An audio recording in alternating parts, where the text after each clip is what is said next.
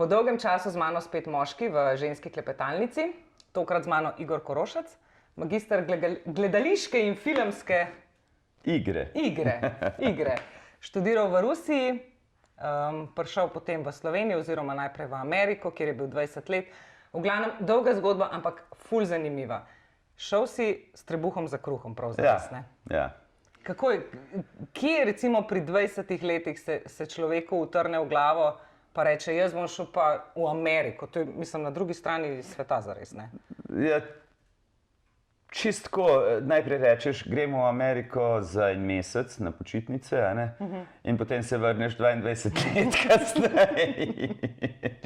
Ampak če ne bi bilo korone, verjetno se ne bi vrnil, ne? Najbrž se ne bi, ne? Ja, tako da vsaka stvar je za nekaj dobra, ne? Sigurno, a ne? Pride v življenje takrat, ko jo rabiš, a ne? Ok, ampak ti si v bistvu bil v tujini 22 let, ne? Ja. Kako se kot tujec počutiš v tuji državi zares, ne? Ti si tam tujec, tukaj si sicer državljan Slovenije, ampak tudi tukaj si na nek način tujec po 22 letih, a ne? Kako se človek počuti ob tem? A veš kaj je, večji šok je bil se vrniti v Slovenijo, kot pa iti v ZDA.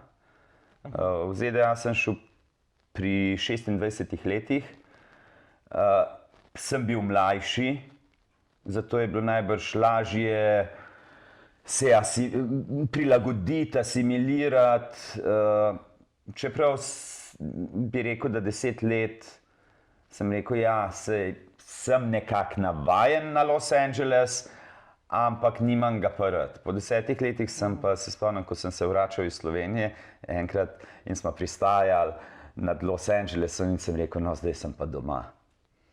In sem se prav zamislil, sem rekel, toliko let sploh nisem vedel, kje je doma, ne. In zdaj, recimo, ko sem se pa vrnil v Slovenijo, je pa tudi trajalo 2 leti, sigurno, ko sem se počutil, da sedim na 2 stolčkih, pa nikjer. In ko sem se vrnil sem, se mi zdelo, da sem se čisto v neko novo državo vrnil, čeprav sem tukaj odrastel, ampak vse mi je bilo nekako tuje. Sistem deluje čisto drugače, kot sem ga bil pa vajen. Veliko stvari je zakompliciranih, pa ne vem zakaj. Recimo ta birokracija, ki sem jo videl v Ameriki, je zdaj tudi tukaj. Ker recimo včasih se mi zdi, dobro, pri socializmu je bila neka birokracija, ampak še zmeraj se mi zdi, da je zdaj le več birokracije tukaj v Sloveniji, kot jo je bilo pa kdajkoli, ne. Zdaj za vsako stvar ti moraš napisati neko poročilo, izpolniti neke obrazce. Včasih je bilo to veliko lažje, recimo tam se spomnim po Rusiji, 2 leti sem tukaj deloval v Sloveniji, to je bilo od 96 do 98. leta. Takrat se mi zdi, da je bilo tako simpel, čisto simpel. Ampak kaj veš, kaj je najbolj zanimivo, da ljudje, ki živimo v Sloveniji, dejansko se ne zavedamo, kaj vse se je v 20 letih spremenilo, ne? Nekdo, ki pa pride ki je bil 20 let v tujini in pride sem in reče pa dobro, kaj se je zdaj s to državo zgodilo, ne? Nam se zdi pa vse tako, pač teče, ne? A veš, gre. Ampak zanimivo je, ker dejansko vse stvari iz Amerike slej ali prej pride v Slovenijo. Sigurno. Katere stvari si opazil, zdaj, ko si, koliko časa v Sloveniji? 2 leti? Skoraj 3 leta. Skoraj 3. Katere stvari si opazil, da so dejansko prišle iz Amerike sem? Sem strasten kadilec, ne. In se spomnim leta 98, ko sem prišel v ZDA, je ravno tam prišel ven zakon, da se ne sme kaditi noter v zaprtih prostorih. Kmalu potem se je to pojavilo tudi tukaj v Sloveniji. Potem je prišlo ven, da se ne sme niti zunaj na terasah v gostilni kaditi. Potem je prišlo ven, da se 20 metrov od vhoda v restauracijo ne sme kaditi oziroma pred neko pisarno, neko zgradbo, recimo, kjer je neka uprava, ne smeš recimo 20 metrov tam oziroma 20 feet kaditi. Potem so cela mesta, kjer ne smeš kaditi. Recimo sem imel eno prijateljico, stranko, ki je šla po cesti in je kadila. In jo je ustavil policaj, dal kazen, mogla je iti k sodniku za prekrške, Mislim, O moj bog. cela procedura je bila zaradi tega. a ne. Prav to In- prej pride k nam. In to rečeš, čakaj, ja, bo to tudi sem prišlo, ampak mislim, da je tukaj še preveč takih strastnih kadilcev, da mogoče ravno do tega ne bo prišlo. A ne? Čeprav recimo moram pa reči, da ko sem se enkrat vmes, preden se je tukaj v zaprtih prostorih prepovedalo kaditi, ko sem prišel sem in sem šel z bratom in njegovo ženo, tedanjo punco, ko smo šli v en disko oziroma tamle v Kranju, ko se je kadil noter, pa sem strasten kadilc, pa mi je šlo na živce. Je bilo čudno, Ko so s cigaretom pred tabo. Ja, a ne. ker ne veš, In kdo sem te rekel, bo- pa kako smo to delali včasih v diskaču, ko si prišel, pa si kadil, pa bundo si imel malo požgano, tukaj malo Ja, tam, ja, a ne. ja. Ampak ne vem, zdaj mi tako malo tuje, a ne. Ja. No, ena od stvari, ki se mi zdi, da je v Ameriki tako zelo tipična, pa je tudi že prišla na nek način k nam, je to, da vsako stvar te nekdo že lahko toži. Ne? Ja. Za vsako stvar, ki se zgodi. Ne? Zdaj v končni fazi tudi že gledamo, ne vem, na Hrvaškem, recimo v šolah, ne? Hoče sprejeti nek zakon, da lahko starši tožijo v bistvu učitelja, če je premajhno oceno dal učencu. Ja, Ali pa take ja, stvari. ja. Se mi zdi, da vse te stvari zdaj tudi že v Slovenijo prihajajo. Ne? Kako je to tam? A si zaradi tega kaj bolj v krču? Ker ne veš, če boš nekaj narobe naredil, te bo nekdo tožil. Ne? Glej, jaz sem učil na UCLA, University of California, Los Angeles. Tam sem imel zelo mešano množico učencev, internacionalno, ženske, moški od recimo 18 let pa navzgor. In na nekem tem predavanju, neko uro sem govoril o reklamah. Kako se snemajo reklame, kako je hitrejš treba, kaj se prodaja v reklamah. In takrat sem rekel, sem vprašal učence, kaj se prodaja v reklamah. In me gledajo. In sem rekel, basic instinct, osnovni nagon. In me še zmeraj me gledajo, kaj zdaj s tem mislim. In pol sem rekel, seks. Ja. In je takoj šla ena učenka do rektorice, me prijavila, da sem jo spolno nadlegoval.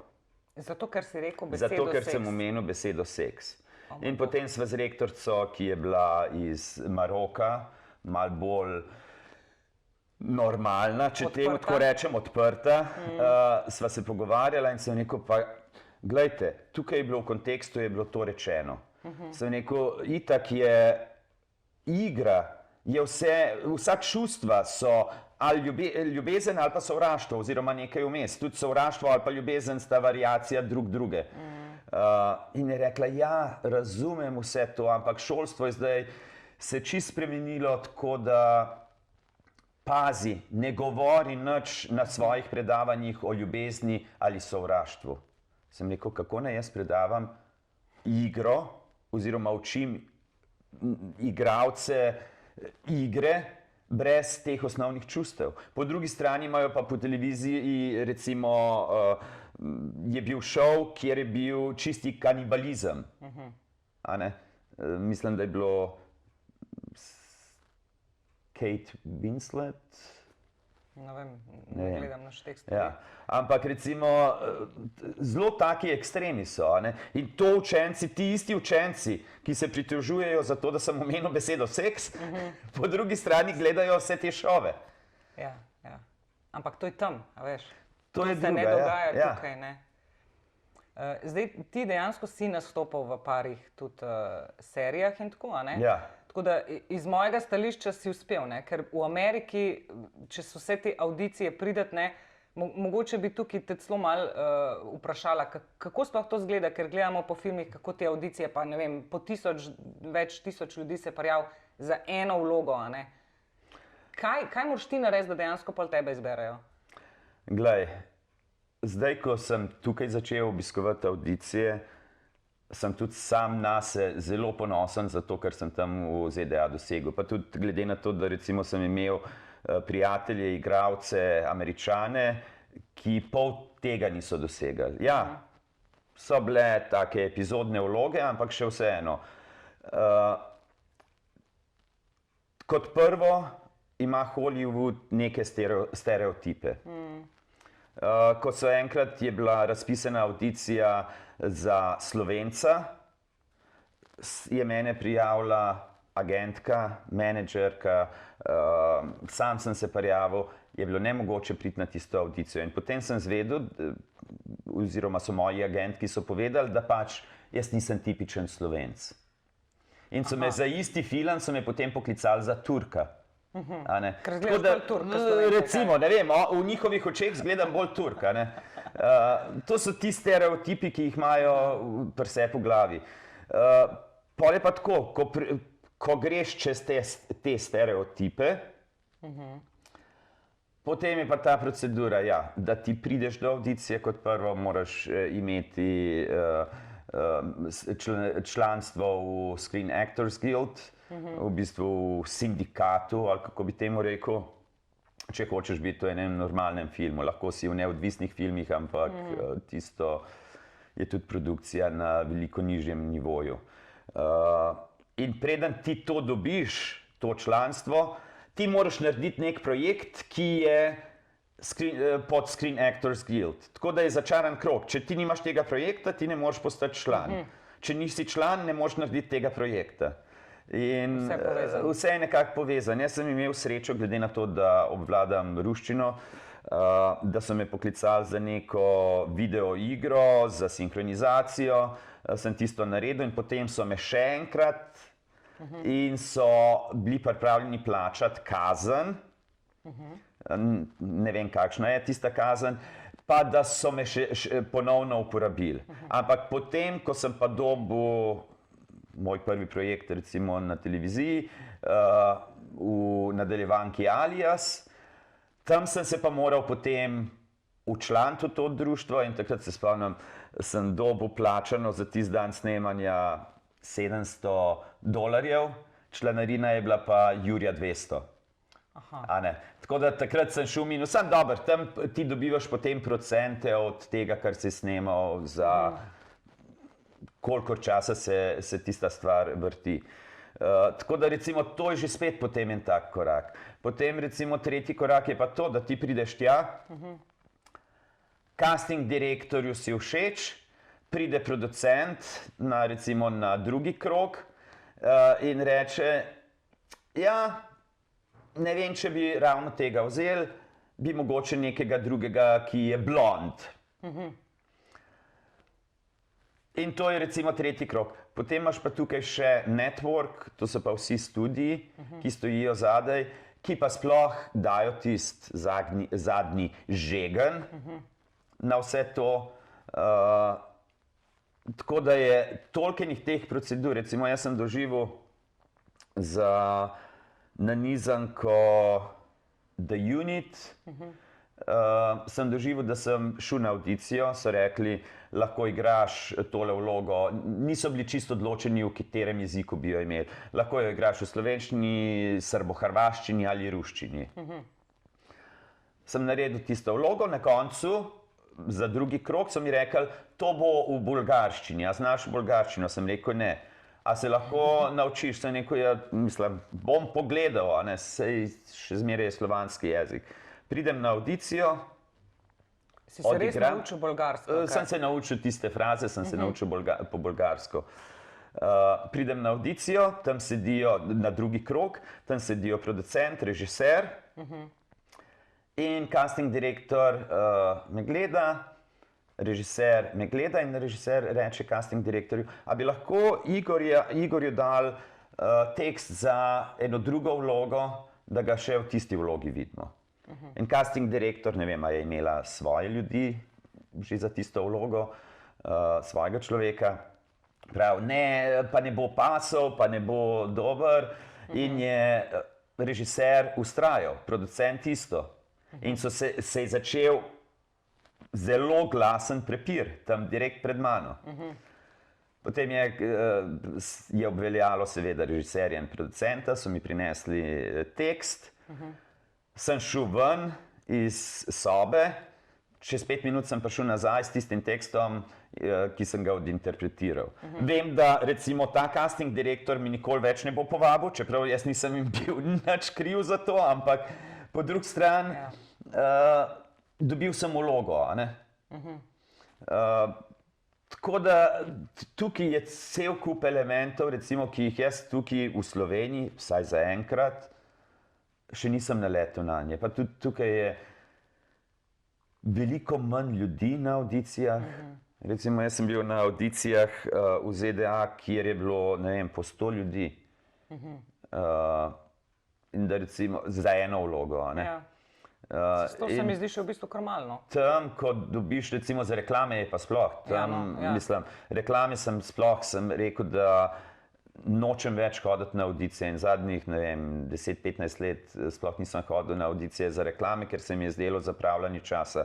Ker niso vedeli, a želijo blondinca, rdečelasca, ali bruneta, ali visokega, ali majhnega, debelega, suhega. In se mi res, sem rekel, čakaj, najprej naj povajo, kaj hočejo, ne pa da zapravljam čas. In to je, nič ne dobiš povrnjenih stroškov za te stvari, da se ti voziš po avdicijah. Tukaj recimo se mi zdi, do Ljubljane priti ni tak problem, tam so pa malo daljše razdalje. In to vse gre v bistvu na lastne stroške. Tako. Zdaj, ful mi je en zanimiv vidik to, da ti si zares imel cilj, da boš postal igralca. Zato si tudi študiral v Rusiji in si se preselil v bistvu v Ameriko s ciljem, da boš igralca. Ampak tam je trg toliko velik. Ti težko prideš do nekih, tako kot smo zdaj govorili, do nekih glavnih vlog. Toliko je enih stvari, ki vplivajo na vse to, in si ti mogel početi še ful enih drugih stvari, zato da si dejansko sploh lahko preživel in tam živel. S čim vse si se ukvarjal, da si lahko v bistvu se preživljal, ker z igralstvom se takrat nisi mogel.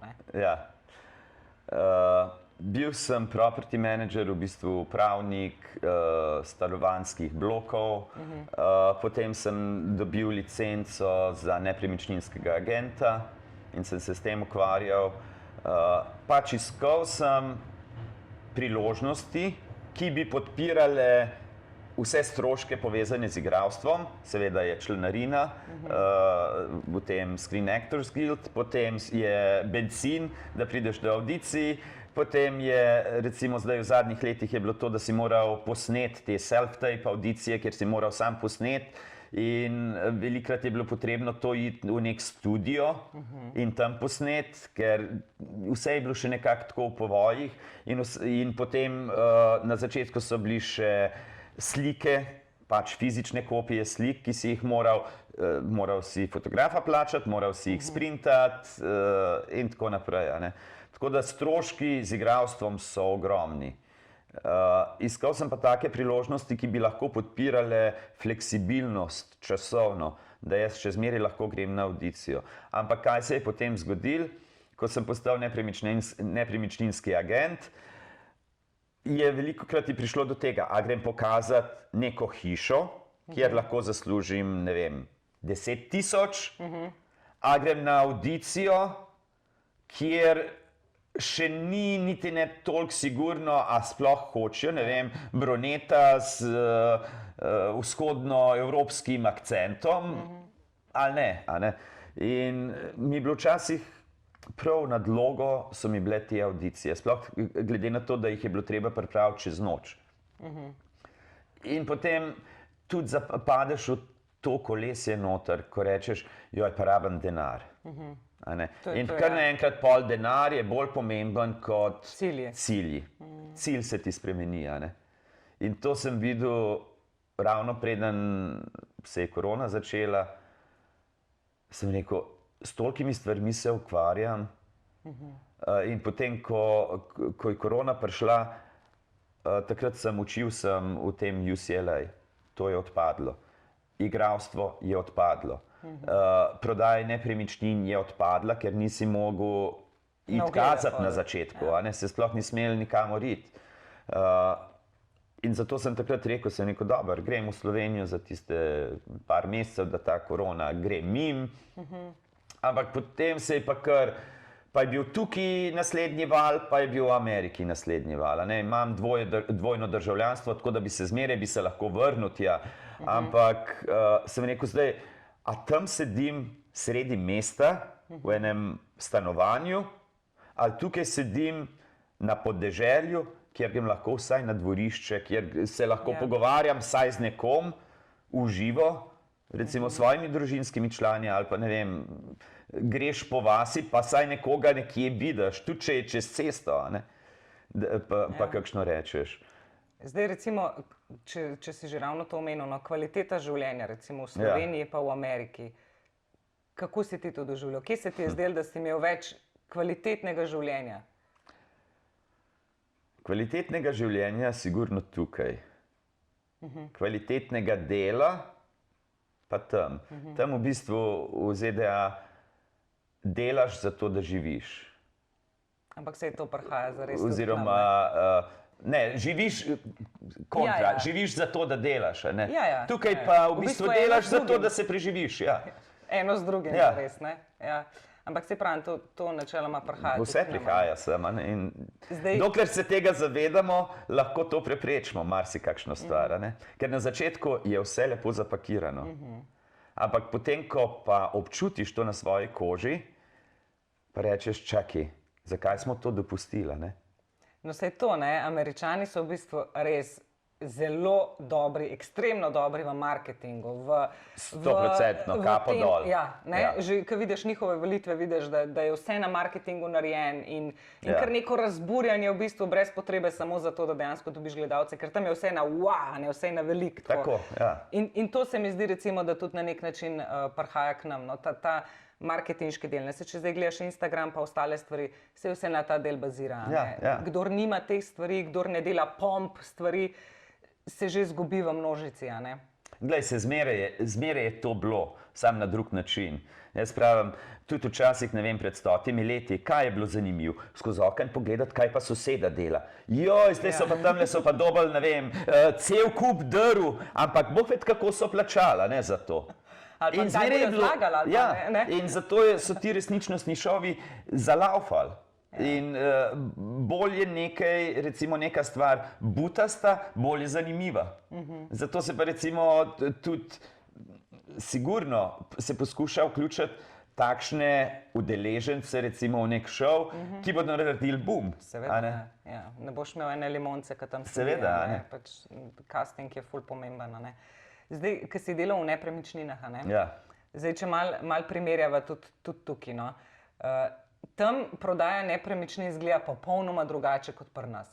Jaz sem bila recimo agent, vem, kako to izgleda in pri nas pač daš na portal svojo nepremičnino, nič posebej jo ne opremaš, še celo mogoče komu rečeš, a boste malo pospravili, da lahko malo lepše slike naredim, pa je že težava ti štender umakniti ali kaj, ne. Ja, res. V Ameriki je to čisto drugače, tam se dejansko nepremičnina pripravi na to, da se bo prodajala. Se res nekaj zgodi tam, ne?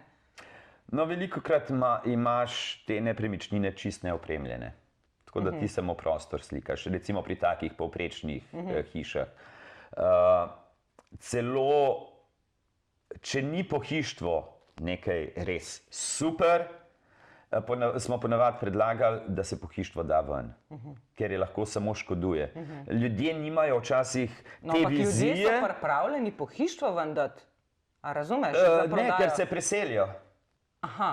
Se ponavadi... Recimo se preselijo, ves pohištvo, vse se počist, prebel se, prepleska se in to je to. Je pa recimo v teh mal dražjih hišah, recimo to so zdaj itak, vse hiše so drage postale, recimo tam se pa res, se pa naredi recimo staging, kar pomeni, da se pripelje pohištvo, imaš posebne firme, ki opremljajo to stanovanje, pripeljejo v najem neko pohištvo, opremijo z rožcami, s tem, s drugim, s tretjim, tako da zgleda, No, sej, Amerika nasplošno deluje na ta način, da na ven zgleda, a veš, se pravi, da je nek zapakiran, tudi recimo embalaže so lepe, če hočeš dobro prodati, pač vse je na ven, in kle mogoče se lahko dotakneva ženska, Ko opaziš, recimo, ko hodiš po ulici, pa to tukaj v Sloveniji, pa v Ameriki, a je kakšna razlika? Ker se mi zdi, da ta trend popravljanja svojega telesa prihaja sicer tudi k nam, malo bolj počasi, ampak vsem prihaja. Kako to tam zgleda? Je vsaka druga napumpana? Zelo veliko se da na te stvari, na te popravke in tako naprej. Recimo, imam znanko, ki je zelo orientirana na kariero. Poročila se je, pač drugič se je poročila v kasnejših letih, mislim, da je bila tam okrog 35 let stara, poročila se je z zobozdravnikom, imata lepo hišo, ona je tudi bila čist, ves čas je bila usmerjena, kaj bo dobila, da bo tudi predstavljala si je, da bo dobila zdravnika za moža in ona je šla preko trupel do tega. In potem sta se odločila, da imata otroka. Ampak ona je postavila pogoj, je rekla, v redu, imava otroka pod pogojem, da takoj po porodu, v roku enega meseca, ti meni plačaš, da jaz podprem svoje prsi, in ne bom dojila. In takoj od prvega dne bo varuška pri nama v hiši živela 24 ur na dan in skrbela za otroka. In ta varuška z njimi hodi tudi na obiske, recimo ali v park ali kamorkoli. V bistvu mama sploh ne skrbi za to hčer. Se pravi, varuška je glavni del, osnovni vzgojitelj otroka. A ne je pa tako, da itak v ZDA imaš dva tipa žensk. Imaš tiste, ki so orientirane na kariero, ki ponavadi nimajo otrok. In zelo velikokrat se tudi pojavlja že, da so na metafetaminu ali pa na kokainu, zato da sploh lahko konkurirajo, a ne? Pa ne govorim o tem, da zdaj da naredijo enako delo kot moški. Velikokrat ženska mora narediti še boljše delo, oziroma veliko žensk hoče narediti še boljše delo, se še bolj dokazati kot moški, a ne? To je tisti problem in zaradi tega recimo na metafetaminu vse v službi naredijo, pridejo domov, prepleskajo še garažo, operejo še avto, operejo, grejo še laufat in a ne, so čisto naspedirane. Samo potem enkrat pa dol padeš, a ne. A se ti zdi, da je ravno ta, oprosti, kad te prekinjam, ampak da je ravno ta tekma z moškimi pripeljala ženske v bistvu na nek način v to, da dejansko postaja družba vedno bolj ženska, ne? Ženske načeloma smo iz tega feminizma, da bomo imele enake pravice, prišle na tle gor in nekako mislimo, da lahko tudi brez moških preživimo. To je zdaj ta novodobna miselnost, ne? Se mi zdi, da to je tudi iz Amerike na nek način prišlo, ne? Mislim, da ženske nasplošno, zdaj lahko kar rečemo, da po celem svetu ste dosegle nek cilj. Ste prišle na neko pozicijo. Ampak kaj se je pa zgodilo? Da ste naredili moške manj moške. Ja. In zdaj pa pravite, ja čakaj, se ni nobenega ta pravega desca več, a ne? Jaz mislim, ja, sorry, a ne?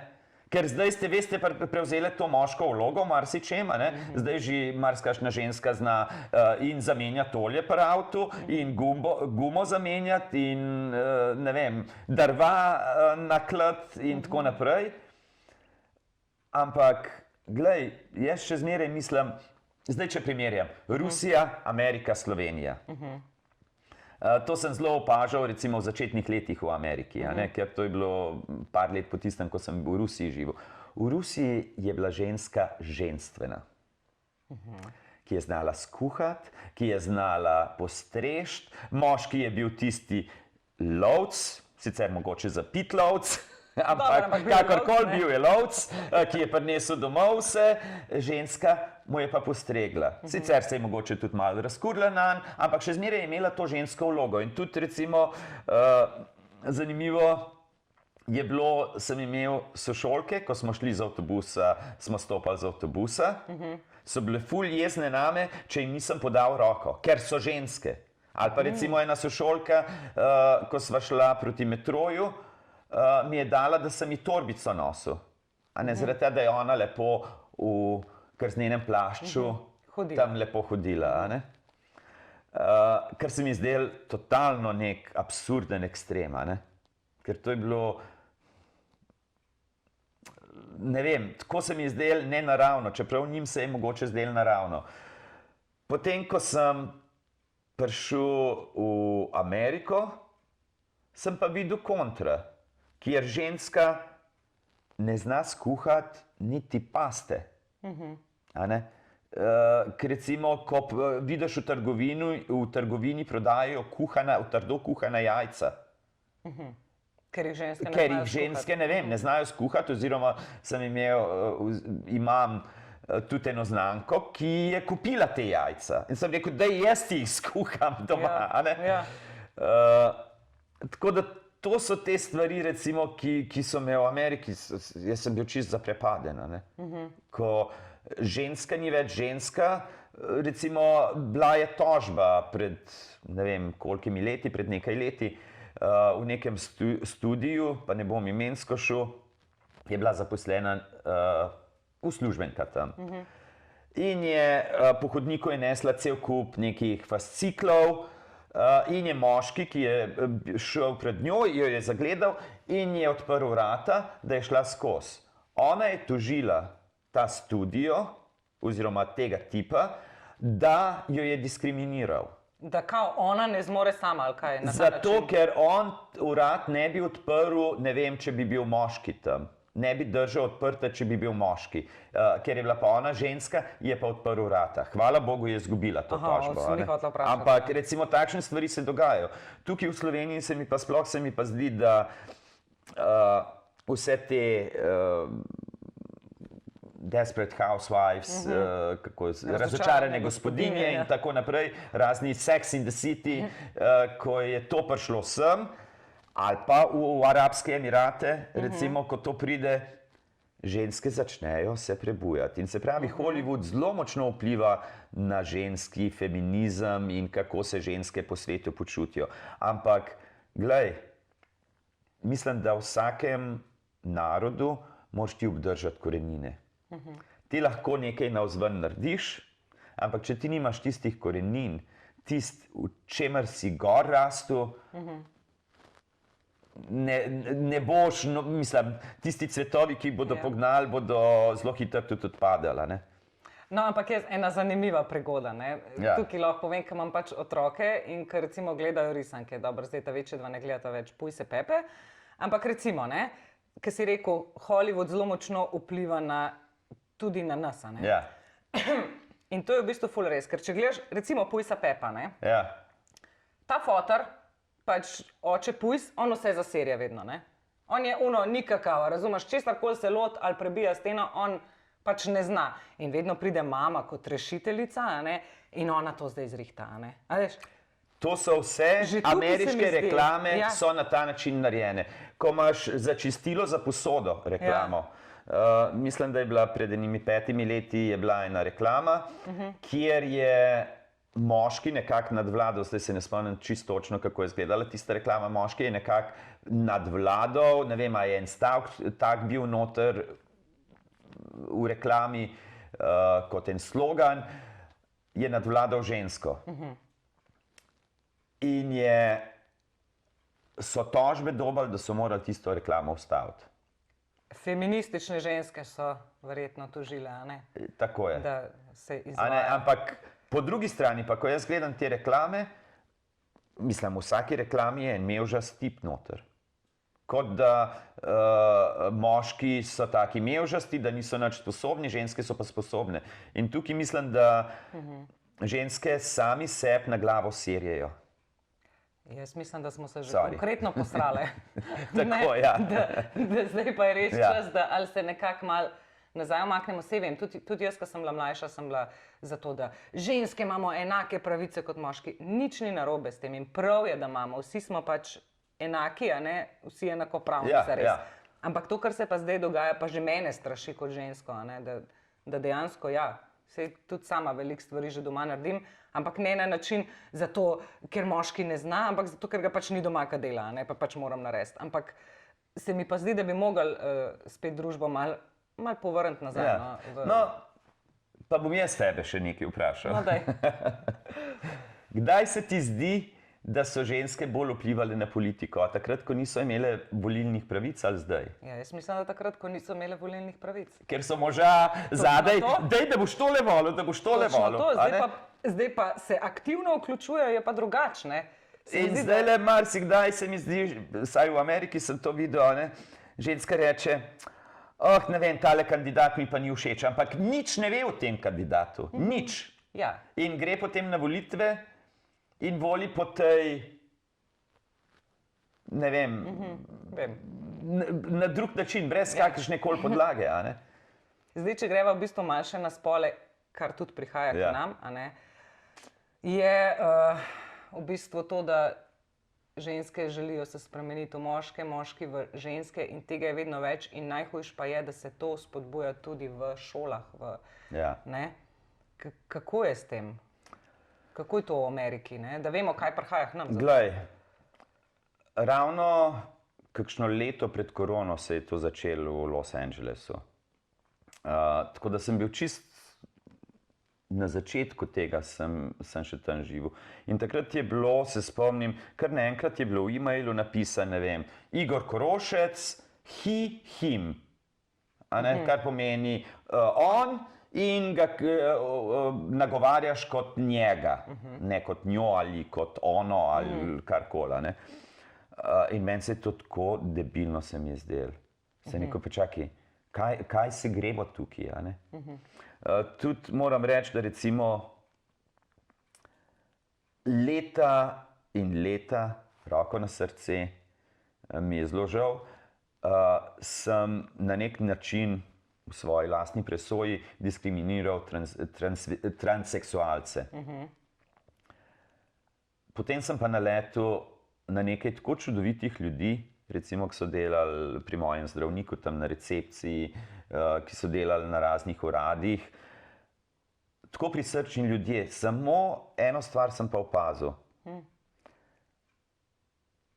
Vsi so imeli, vsaj kolikor sem jih srečal, pa ko smo se tako pogovarjali, so bili na antidepresivih in so imeli razne psihične probleme.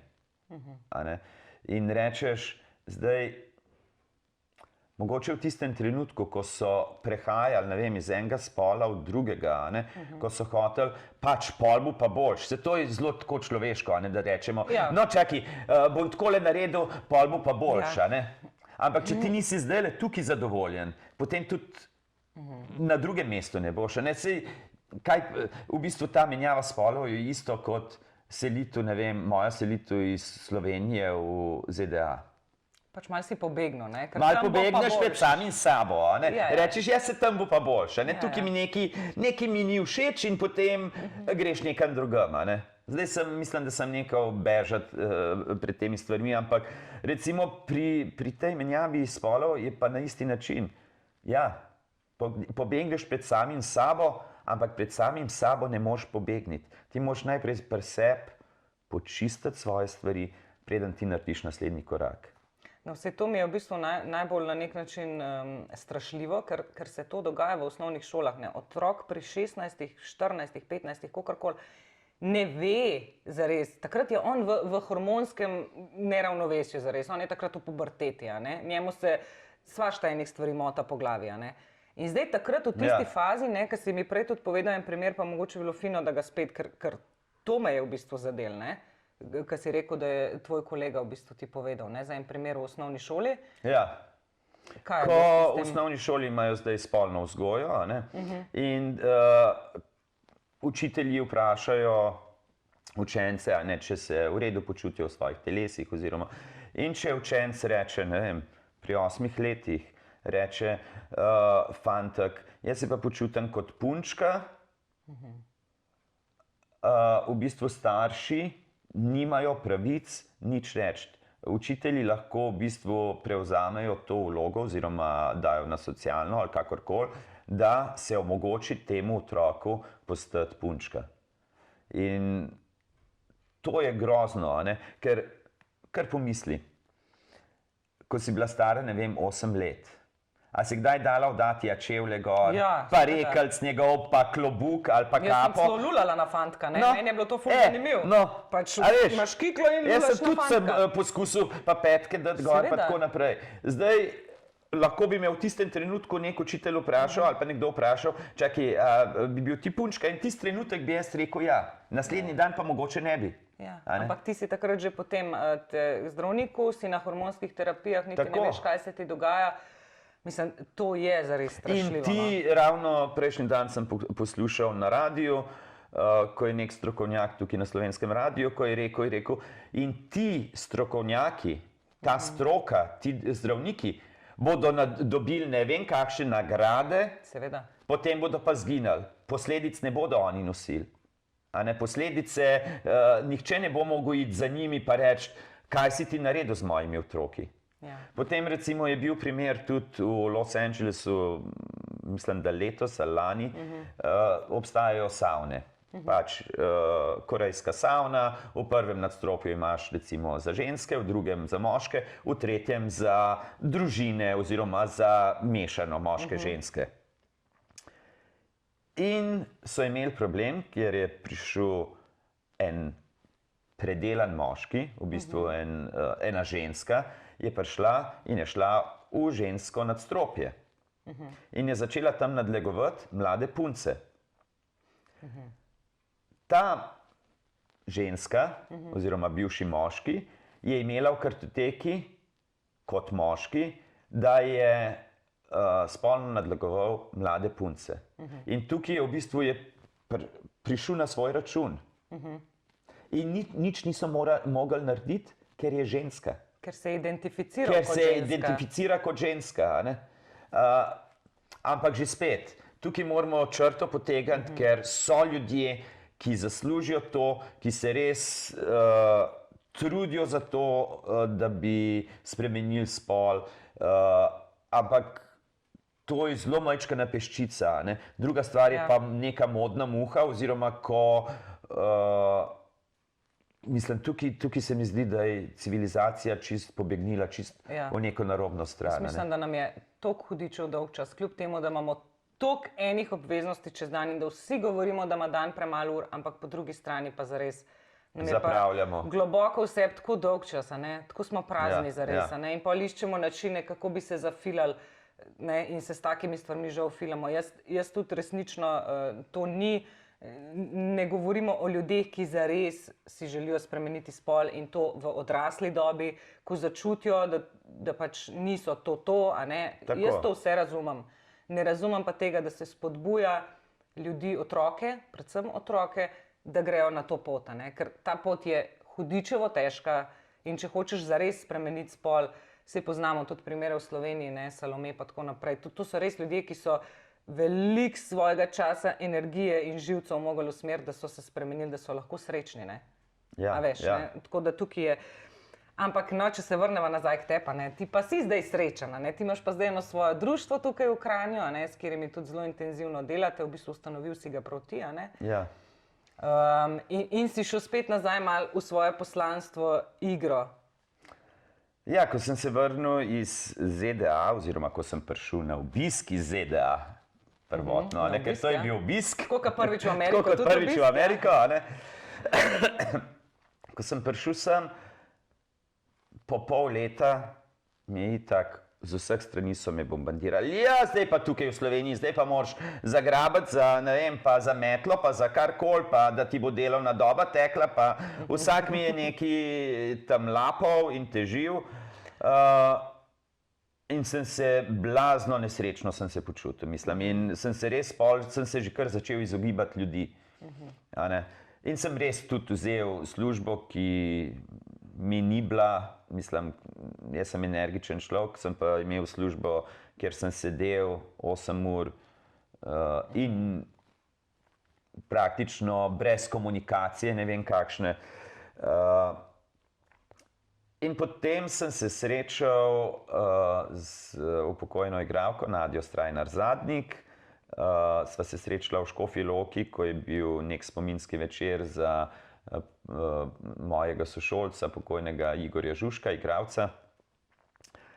In sva se z Nadjo začela pogovarjati, da bi naredila nek projekt, ki sta ga ona dva začela z Igorjem Žužkom. In sva začela vaditi, potem sem ustanovil društvo, skoraj 2 leti nazaj, društvo Slovensko narodno gledališče Kranj.